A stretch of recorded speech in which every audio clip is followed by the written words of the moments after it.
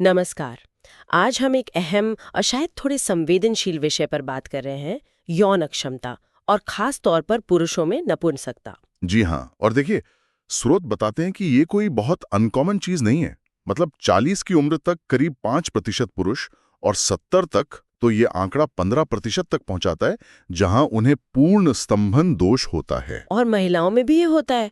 Premenopausal महिलाओं में भी लगभग 41% किसी न किसी रूप में इसका अनुभव करती हैं। बिल्कुल, और ये सिर्फ शारीरिक आंकड़े हैं। इसके पीछे का जो भावनात्मक बोझ है वो बहुत भारी हो सकता है। स्रोत इसी पर जोर देते हैं कि यह अनुभव कितना मुश्किल, कितना विनाशकारी हो सकता है किसी व्यक्ति के लिए और उनके रिश्तों के लिए भी। हाँ, वो शर्म, अपराध बोध, रिश्ते में तनाव, ये सब भावनाएं अक्सर जुड़ जाती हैं ना। जी बिल्कुल, ये बहुत आम है। तो आज हम एक खास स्रोत पर ध्यान दे रहे हैं। ये एंड्रू नाम के एक व्यक्ति की कहानी है। एंड्रू ने नपुंसकता का अनुभव किया और फिर वो इस अनुभव को समझने के लिए एक कह सकते हैं कि गहरे आध्यात्मिक रास्ते पर निकल पड़ा। हाँ।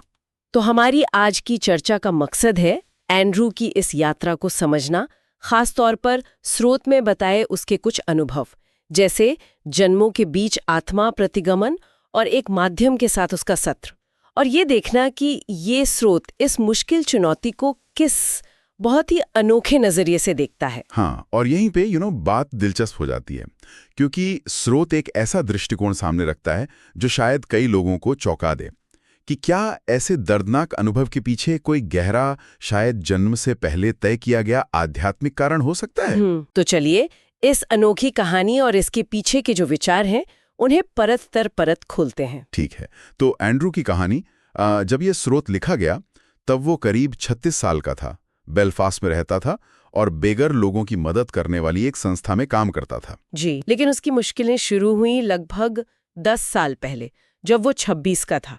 उसके बाल बहुत तेजी से झड़ने लगे। अच्छा। और जाहिर है इसका असर उसके आत्मविश्वास पर पड़ा, रिश्तों पर भी। तो उसने एक हेयर ट्रांसप्लांट विशेषज्ञ से सलाह ली। हाँ, विशेषज्ञ ने क्या कहा? विशेषज्ञ ने बाल झड़ना रोकने और ट्रांसप्लांट की तैयारी के लिए एक दवा लेने को कहा। पर एंड्रू को चिंता थी। उसने सुना था कि इस दवा से कामेछा मतलब लिबिडो पर असर पड़ सकता है। हाँ, ये एक जानी मानी चिंता है कुछ दवाओं के साथ। विशेषज्ञ ने उसे यकीन दिलाया कि ऐसा बहुत कम लोगों में होता है, और अगर होता भी है तो अस्थायी होता है। लेकिन एंड्रू के साथ ऐसा नहीं हुआ। नहीं, दवा लेने के सिर्फ 5 दिन बाद उसकी कामेछा लगभग खत्म हो गई और उसे पूरी तरह स्तंभन दोष हो गया। सिर्फ 5 दिन में? हाँ, स्रोत में उसके शब्द हैं, यौन इच्छा पूरी तरह गायब हो गई और स्तंभन बिल्कुल नामुमकिन हो गया। ओह, ये तो बहुत ही भयानक रहा होगा उसके लिए। उसके लिए ये एक मौत की सजा जैसा था। उसके जो सपने थे, पत्नी, बच्चे, सब टूटते नजर आए। उसे आत्महत्या के ख्याल आने लगे। और ऑनलाइन फोरम पर भी उसे कोई उम्मीद नहीं मिली होगी। बिल्कुल नहीं। वहां लोगों ने बताया कि वो सालों बाद भी ठीक नहीं हुए, और फिर नौकरी चली गई, एक अच्छा रिश्ता भी टूट गया, वो गहरे अवसाद में चला गया। ये दिखाता है कि कैसे एक शारीरिक समस्या, जैसे स्रोत ने शुरू में कहा था, वो शर्म और अपराध बोध के साथ मिलकर एक गहरे मनोवैज्ञानिक और भावनात्मक संकट में बदल सकती है। ये सिर्फ शरीर की बात नहीं रह जाती। सही कहा। लेकिन यहाँ कहानी में एक मोड़ आता है। एंड्रू ने तय किया कि वो अपनी जान नहीं लेगा। अच्छा। उसका झुकाव आध्यात्मिकता की तरफ हुआ।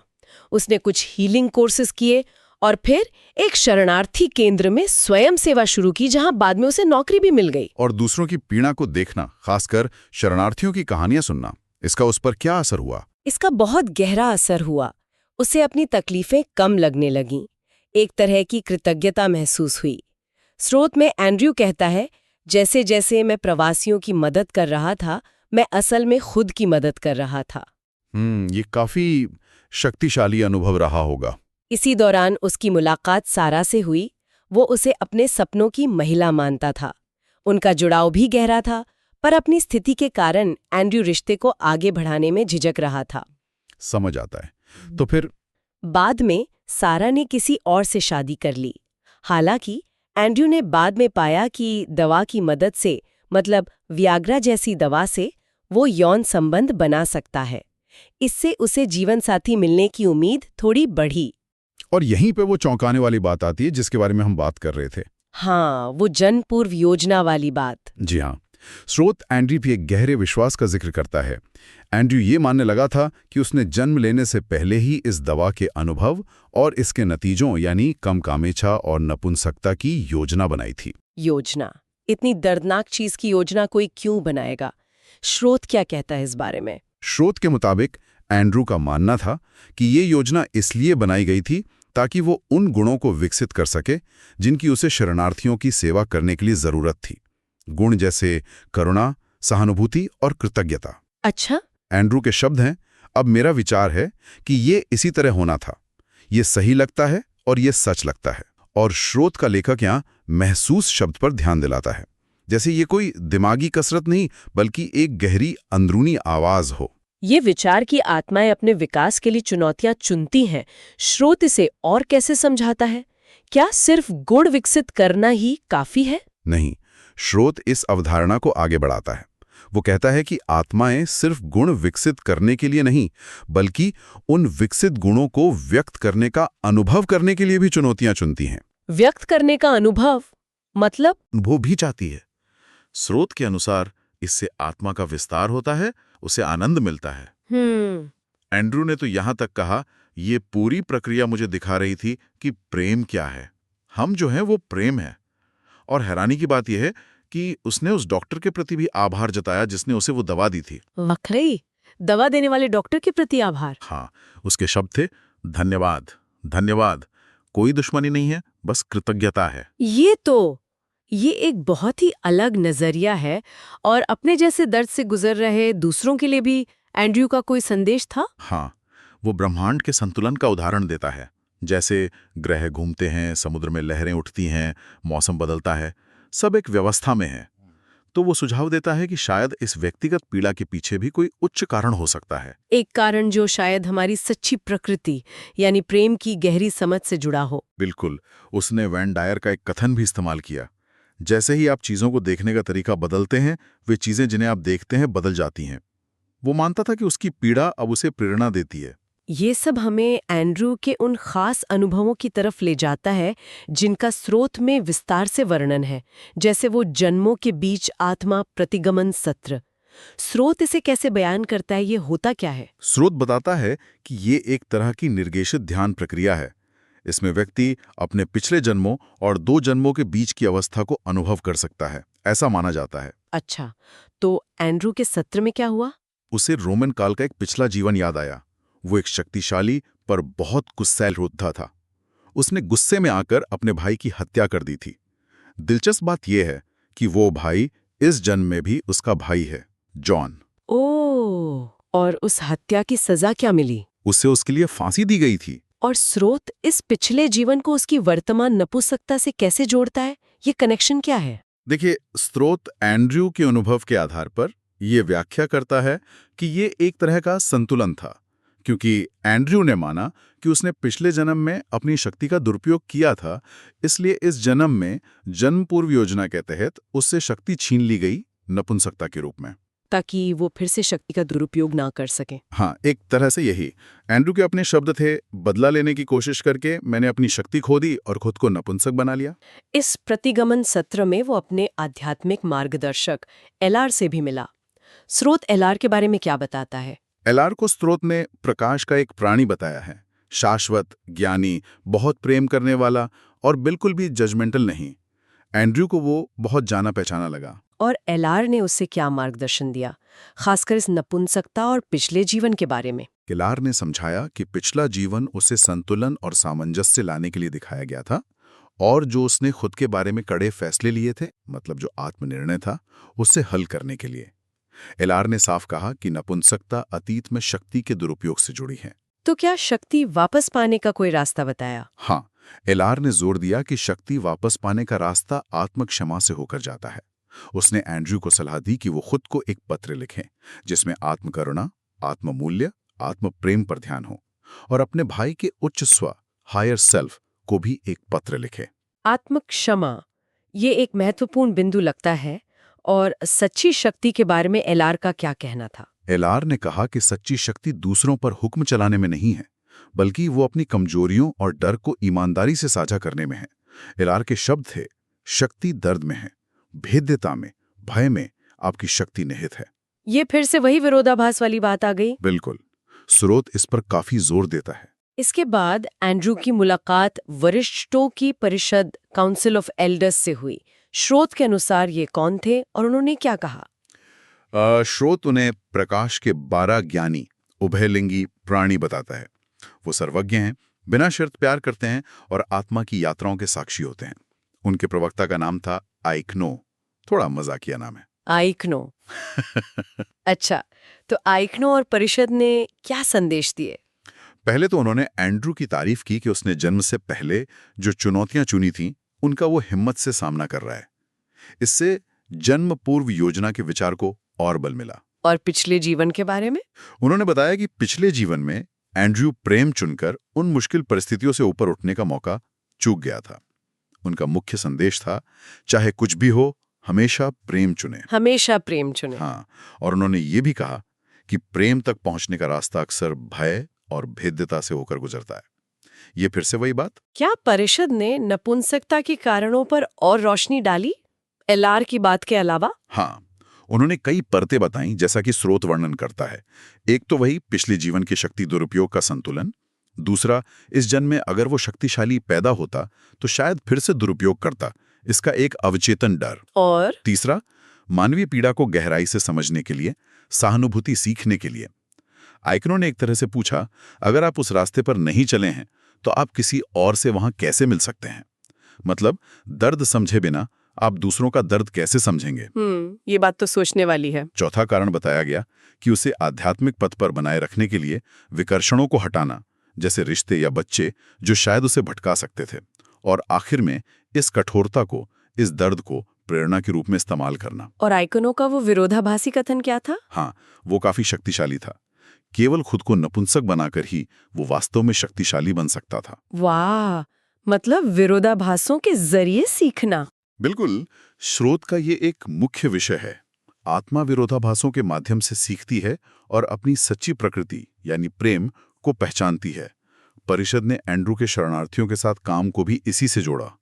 दूसरों को प्रेम देना, उनकी दिव्यता को देखना, असल में खुद के भीतर प्रेम विकसित करना है। उन्होंने दर्द से निपटने के लिए कोई व्यवहारिक सलाह भी दी। हाँ, उन्होंने कहा कि जब दर्द हो तो मदद के लिए परिषद या अपने मार्गदर्शकों को पुकारो, और एक मंत्र दिया, मैं यह प्रेम के नाम पर करता हूं, और भविष्य की चिंता छोड़कर वर्तमान क्षण में जीने की सलाह दी। आइकनो ने कहा, ओ अगर केवल तुम भविष्य के बिना इस दिन को जी पाते तो तुम स्वर्ग में होते। इस पूरे प्रतिगमन सत्र का एंड्रयू पर क्या असर हुआ? स्रोत बताता है कि वो हैरान था, पर उसे बहुत राहत मिली। उसे लगा जैसे कोई पहेली थी जो सुलझ गई। उसका खोया हुआ टुकड़ा मिल गया। उसे अपनी पीड़ा का एक कारण समझ आया, और ये भी कि भय के बजाय प्रेम चुनना कितना जरूरी है। लेकिन कहानी यहीं खत्म नहीं होती। स्रोत एक और सत्र का वर्णन करता है, इस बार एक माध्यम स्टेसी वेल्स के साथ। जी हाँ, स्टेसी वेल्स, जो स्रोत के अनुसार आकाशिक रिकॉर्ड यानी आत्मा के अनुभवों का एक तरह का रिकॉर्ड तक पहुंच सकती हैं। तो इस सत्र से क्या नई बातें या अलग दृष्टिकोण सामने आए? स्टेसी के मार्गदर्शक ने स्रोत के अनुसार कुछ और गहरे पैटर्न और सबक उजागर किए। उन्होंने कहा कि एंड्रू का अकेलापन काफी हद तक उसका खुद का बनाया हुआ था, और अनुभव बदलने की शक्ति उसके अंदर ही है। और सबक क्या वही आत्म प्रेम वाले? हाँ, मुख्य सबक वही थे। आत्म प्रेम, दोष न देना, धैर्य, भावनात्मक लचीलापन। लेकिन कुछ नए पहलू भी जुड़े, जैसे अति आवेगशीलता, ओवर इम्पल्सिविटी, मतलब बिना सोचे समझे काम करने की प्रवृत्ति, और आत्म देखभाल का महत्व समझना। क्या इस सत्र में जन्म पूर्व योजना या पिछले जन्मों के बारे में और जानकारी मिली? शायद सारा या उसकी माँ के साथ उसके रिश्तों पर? हाँ, बिल्कुल। स्रोत बताता है कि स्टेसी के माध्यम से एंड्रू ने अपनी माँ और सारा के साथ अपनी आत्मा के स्तर की योजनाओं पर बातचीत की। पता चला कि सारा पिछले जन्म में उसकी बहन थी। बहन? हाँ, और उसे इस बात का अपराध बोध था कि उसने एंड्रू को उस जन्म में छोड़ दिया था, जिसके बाद एंड्रू ने अकेलेपन में आत्महत्या कर ली थी। ओह। तो इस जन्म में उनकी मुलाकात का एक उद्देश्य आपसी समझ बढ़ाना था, और एंड्रू को उस रिश्ते के जरिए खुद को जानने और प्रेम की भावना को आत्म प्रेम में बदलने में मदद करना था। और माँ के साथ क्या बातचीत हुई? माँ के साथ बातचीत में ये सामने आया कि वो एंड्रू के आत्म प्रेम के साथ लगातार संघर्षों से निराश तो थीं, पर साथ ही उसे जन्मों से सहारा देने की उनकी एक गहरी प्रतिबद्धता भी थी। उनकी भूमिका उसे ताकत देने की भी थी और उसे अपनी ताकत खुद खोजने के लिए चुनौती देने की भी थी। एक नाजुक संतुलन। आत्म प्रेम पर क्या खास सलाह दी गई इस सत्र में? मुख्य सलाह थी स्वयं के प्रति बिना शर्त करुणा और स्वीकृति, मतलब जो है उसे स्वीकार करना। इस पर अटके न रहना कि क्या होना चाहिए था, खुद से वैसे ही बात करना जैसे एक प्यारे बच्चे से करते हैं। और एक दैनिक पुष्टि भी बताई, मैं दुनिया, खुद और इसमें मौजूद सभी लोगों के साथ शांति में हूं। इसे दिन में 3 बार कहने को कहा गया। क्या नपुंसकता का कोई और कारण भी बताया गया इस सत्र में, पिछले सत्रों के अलावा? हाँ, एक और पिछले जीवन का जिक्र आया, एक और घाव। कौन सा? 11वीं या 12वीं शताब्दी का एक भूमध्य सागरी जीवन काल। एक योद्धा घर लौटता है और पाता है कि उसके परिवार का नरसंहार हो गया है। हे भगवान! वो खुद को दोषी ठहराता है और महसूस करता है कि जब तक वो खुद को माफ नहीं कर देता, तब तक वो परिवार का हकदार नहीं है। स्रोत इसे एक बहुजन्म उपचार प्रक्रिया का हिस्सा बताता है। स्टेसी के मार्गदर्शक ने कहा, एंड्रयू ने स्वेच्छा से कई जन्मों के एक दीर्घकालीन सबक के लिए खुद को प्रस्तुत किया, जिसके माध्यम से वो ठीक होगा। ये तो बहुत गहरा है। क्या स्रोत ने ये भी बताया कि एंड्रयू ने पुरुष रूप ही क्यों चुना, या महिलाओं में यौन क्षमता के क्या कारण हो सकते हैं? हाँ, संक्षेप में स्रोत के अनुसार एंड्रयू ने पुरुष शक्ति को प्राथमिकता दी थी और वो महिला रूप की भावनात्मक जटिलता के लिए तैयार महसूस नहीं कर रहा था। और महिलाओं में यौन क्षमता के लिए भी स्रोत बिना शर्त प्यार के सबक को ही कारण बताता है, पर अक्सर ये आत्मसुरक्षा, नुकसान का डर या खुद के आदर्शों पर खरा न उतरने पर आत्मक्षमा की जरूरत से जुड़ा होता है। तो इस सब से निपटने के लिए चाहे पुरुष हो या महिला, अंतिम सलाह क्या थी? वर्तमान क्षण में रहना, अच्छाई पर ध्यान केंद्रित करना, रोजाना मैं खुद से प्यार करता हूं कहना, और दूसरों के लिए जो किसी को ऐसी स्थिति से गुजरते देख रहे हों, उनके लिए सीधी सलाह थी, दयालु बने। ये वाकई एक असाधारण कहानी है और स्रोत इसे एक बहुत ही विशिष्ट आध्यात्मिक नजरिए से देखता है। अगर हम इन सब बातों को समेटें तो स्रोत का मुख्य तर्क क्या उभरता है? आप इसे कैसे सारांशित करेंगे? देखिए, स्रोत नपुंसकता को और शायद इसी तरह की अन्य गंभीर चुनौतियों को भी आत्मा के विकास के लिए एक जानबूझकर चुनी गई एक पूर्व नियोजित घटना के रूप में प्रस्तुत करता है। इसका मकसद है आत्म प्रेम सीखना, पिछले कर्मों का संतुलन बनाना, गहरी सहानुभूति विकसित करना और अंततः दूसरों की सेवा करना। और इसमें वो विरोधाभास वाली बात, जैसे नपुंसकता से सच्ची शक्ति या भय से प्रेम तक पहुंचना, ये एक केंद्रीय भूमिका निभाते हैं ना? बिल्कुल, ये विरोधाभासों के जरिए सीखना एक मुख्य थीम है। और उपचार की कुंजी स्रोत के अनुसार बार बार आत्मक्षमा और आत्म करुणा में बताई गई है। ये इस विचार को भी चुनौती देता है कि शक्ति प्रभुत्व में है। हाँ, स्रोत कहता है कि सच्ची शक्ति वेद्यता में है, ईमानदारी में है, दूसरों से जुड़ने में है, उन पर हावी होने में नहीं। जो श्रोता जानकारी और नए दृष्टिकोण की तलाश में है, उनके लिए ये यकीनन एक बिल्कुल अलग फ्रेमवर्क हो सकता है किसी गहरी व्यक्तिगत चुनौती को समझने का। बेशक ये स्रोत का अपना विशिष्ट नजरिया है, पर इसमें बताए गए लचीलेपन और आंतरिक काम के महत्व पर ध्यान देना शायद सबके लिए उपयोगी हो। संक्षेप में कहें तो एंड्रयू की कहानी, जैसा कि स्रोत में बताई गई है, वो पीड़ा के माध्यम से विकास की संभावना को उजागर करती है। वो आत्म प्रेम और सहानुभूति जैसे पाठों के लिए जन्म पूर्व योजना की अवधारणा सामने रखती है और वो शक्ति दिखाती है जो भेद्यता और आत्मस्वीकृति में छिपी हो सकती है। तो चलिए आज की इस गहरी चर्चा को स्रोत के इसी केंद्रीय विचार पर आधारित एक अंतिम प्रश्न के साथ समाप्त करते हैं।